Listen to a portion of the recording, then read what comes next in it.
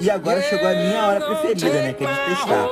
Lembrando vocês que essa daqui, ó, a basezinha, ela não vem com aquele fio para colocar o green gás. Então, para acessar aqui, ó, você joga isso aqui para baixo, a tampinha vai sair, você coloca seu green gás ali, depois você volta, tá?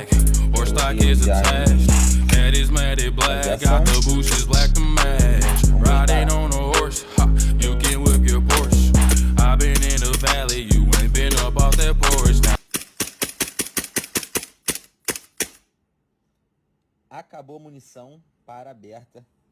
Que equipamento top, galera. Muito massa, né? Eu tenho 2 unidades dele aqui disponíveis. Então, ó, se quiser, chama aí para aproveitar.